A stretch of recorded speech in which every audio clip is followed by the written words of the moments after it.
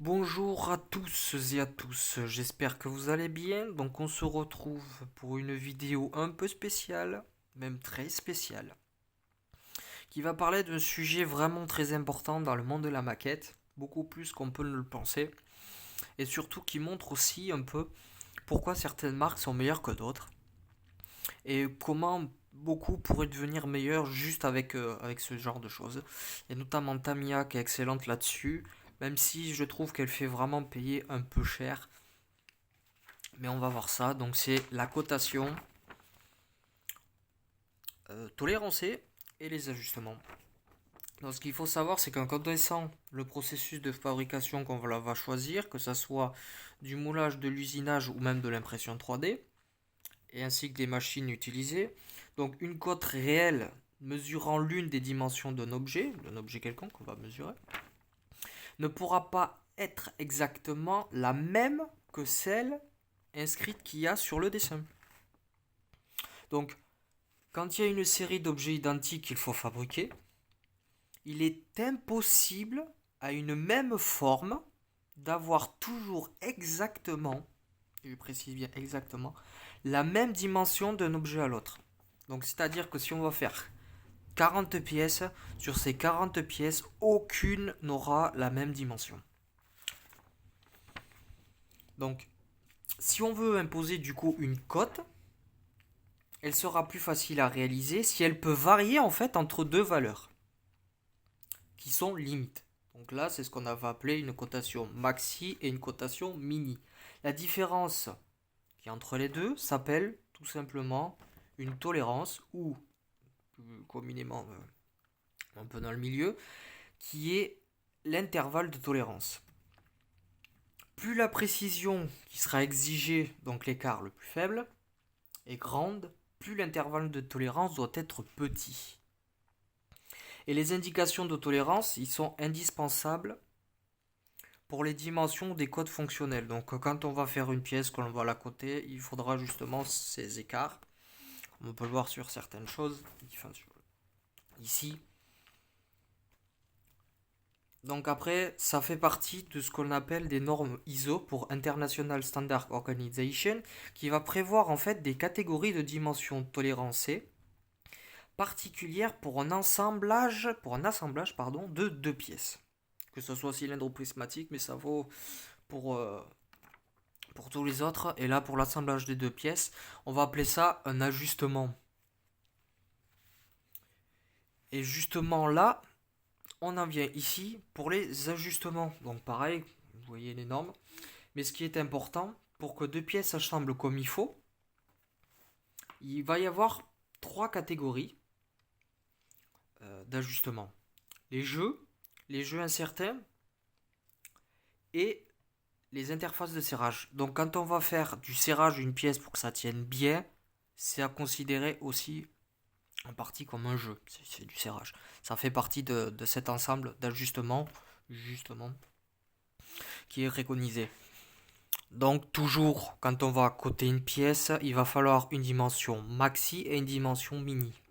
Ce qu'il faut savoir, c'est que, comme là, donc sur certains, il va y avoir des lettres, que sur certains, il va falloir, pour que, notamment dans les silènes, pour que ça rentre, on va chauffer une pièce et refroidir une pièce, et on va la rentrer normalement. Et quand la pièce va redevenir à température ambiante, il y aura un serrage. Certains même on tape avec une masse justement pour faire rentrer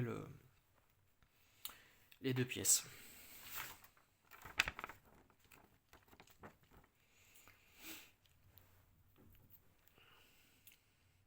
Donc les tolérances dimensionnelles, donc usuelles, donc les ajustements, ne suffisent pas toujours à définir avec précision la forme géométrique d'un objet ou d'une pièce. Malheureusement, la cotation tolérancée des dimensions, des défauts gênants au fonctionnement de l'assemblage est toujours possible. Les tolérances géométriques, donc du coup, sont aussi d'autres catégories, comme les tolérances de forme, les tolérances d'orientation, tolérances de position et tolérances de battement. Mais les battements, honnêtement, on n'en parlera pas. Donc je vais mettre directement à la page. Donc voilà les différentes tolérances. Ça, ce sont des choses que l'on va mettre sur un dessin. Que ça soit assisté par ordinateur ou pas, c'est ce qu'on va mettre en général. Voilà. Donc ça va aider en fait les gens qui vont faire dans l'usinage, quand ils vont voir un schéma avec certaines parties, qui ont des tolérances de localisation très importantes, il va savoir ce qu'il va falloir faire.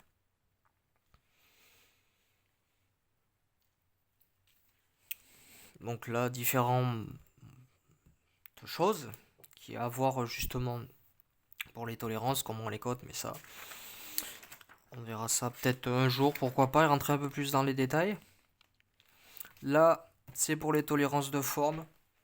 Donc ce qu'il faut savoir, c'est voilà pourquoi en fait, ici, là, on voit très bien, pourquoi en fait on va mettre une planéité. Par exemple, une planéité. La pièce, en fait, quand elle va être fabriquée, elle va être comme ça. Donc l'état de surface va être au niveau euh, très précis. Ça sera pas droit, ce n'est pas possible d'être droit. Donc ce qu'il va falloir faire, c'est en mettant un intervalle de tolérance, on va justement rentrer dans cette zone. Donc la pièce, elle sera faite en conséquence.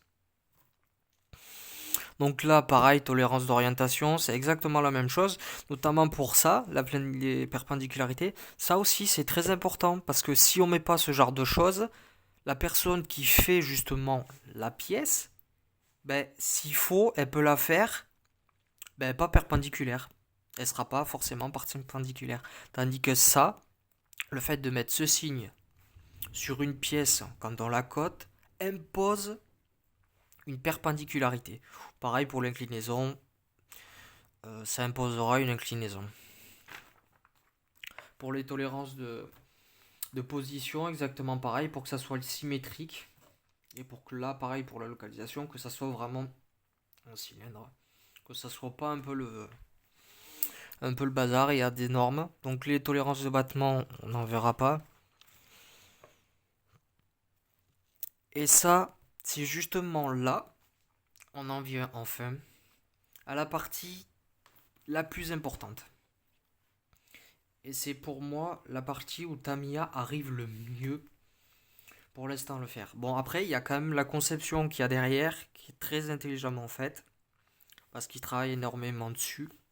Même si certains pourraient croire que la découpe de la maquette est un peu mal faite, au contraire, elle est très bien faite, parce qu'il y a des gens qui sont derrière, qui réfléchissent justement à comment mieux monter la maquette. Il y en a certaines marques, qui ne le font pas du tout. Donc c'est pour ça qu'on a souvent des problèmes pour la monter. Par contre, quand on monte une maquette et qu'il y a des jeux ou qu'il faut du mastic ou quoi, le problème en fait pour la plupart vient de cette chose-là qui est l'exigence de l'enveloppe. Donc en fait, c'est très très important pour l'exigence de l'enveloppe parce que une surface quand elle va être fabriquée, elle ne devra pas dépasser les limites que l'on va lui imposer par une enveloppe dans la forme géométrique, que ça soit autre, qui est parfaite. Donc ça, c'est vraiment, vraiment très important, l'exigence de l'enveloppe.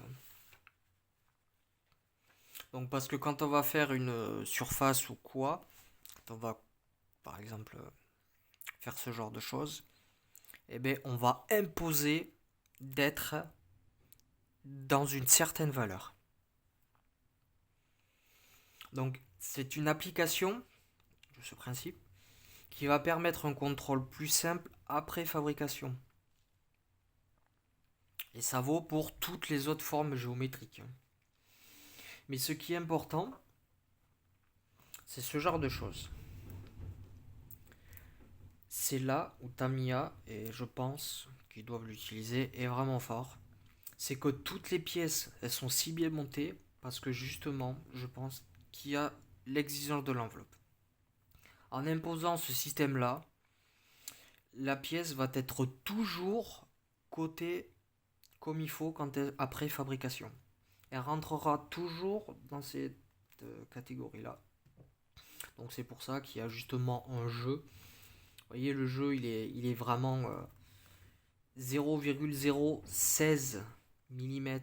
On travaille là-dedans, on travaille toujours en millimètres. Donc si vous voyez 40, donc c'est 40 millimètres. Donc là, c'est au micron. Donc c'est vraiment, vraiment très précis. Et ça, c'est imposé. C'est pour ça que quand on va coter, on va rajouter à côté de la pièce, enfin du moins de la dimension de la pièce, donc là c'est pour un cylindre, le diamètre et l'exigence de l'enveloppe. C'est pareil pour la totalité des pièces, quand on va coter sur tout et n'importe quoi. Parce qu'en fait, quand on fabrique une pièce, voilà l'état que la pièce est faite en fait. Les pièces ne sont jamais faites, un peu plus précisément, de la même façon, c'est normal. C'est pas possible d'être précis. Donc c'est voilà pourquoi on met justement des exigences des enveloppes sur énormément de pièces. Donc ça aide justement à être fort, notamment sur certaines choses.